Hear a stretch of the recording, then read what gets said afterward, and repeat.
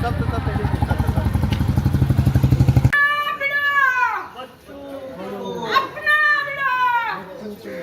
Okay Janshakti पक्षाचा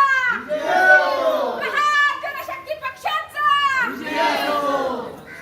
अपना भिड़ो अपना भिड़ो भारत माता की जय भारत माता की जय शेतकरी कर्जमाफी झालीच पाहिजे शेतकरी कर्जमाफी झालीच पाहिजे शेतकऱ्यासाठी आणि आमच्या ह्या आत्महत्येसाठी जे झटणारे आमचे जे नेते आहेत ते आमचे बच्चू कडू ते आज आमच्या चुंडी गावामध्ये येणार आहेत.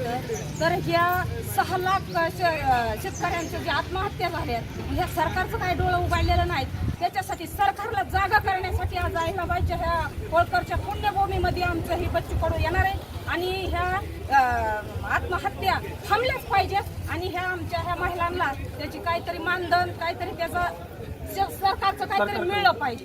तर मला सांगा मॅडम, 24 जुलैला बच्चू कडूंनी महाराष्ट्रभर चक्का जामा आंदोलन केलं. शेतकऱ्यांच्या प्रश्नांसाठी शेतकऱ्यांना सोयाबीनला हमी भाव मिळावा, दिव्यांगांना काहीतरी योजना मिळावा, त्यांना मानधन मिळावं. तर सरकार आता 24 जुलै उलटून 15-20 दिवस झाले, सरकारकडून काही त्याच्यावरती काही निर्णय वगैरे काही घेण्यात आलेला आहे? सरकारने त्यांच्या त्या इलेक्शनच्या काळामध्ये जे आपल्या शेतकऱ्यांना त्यांनी शब्द दिलता, तुमची कर्जमाफी करीन, तुमचा कोरा उतारा करीन, ह्या सरकारने काय सुद्धा केलेलं नाही आणि ह्या आमच्या ह्या महिलांना कुठलंही मानधन दिलेलं नाही आणि त्यांनी जेवढं शब्द दिले तेवढं पाळलेलं नाहीत. म्हणून आम्ही चक्काबंद आंदोलन केलं आणि अजून पण करणार.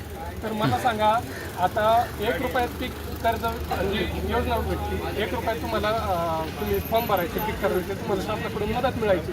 लाडक्या बहिणींना 1500 रुपये प्रत्येक महिन्याला तर ठीक आहे, पण 1 रुपयामध्ये जी मिळणारी योजना ही सरकारकडून बंद करण्यात आलेली आहे. तर शेतकऱ्यांना तोटा होतो, शेतकरी आत्महत्या करतात. त्याच्या संदर्भात शेतकऱ्यांनी कर्ज काढून शेती केलेली, मग ह्या शेतीत पिकवताना ह्या शेतकऱ्यालाच माहिती कसं खर्च करावा लागतो, कसं कष्ट करावं लागतं, कसं पीक आणावं लागतं.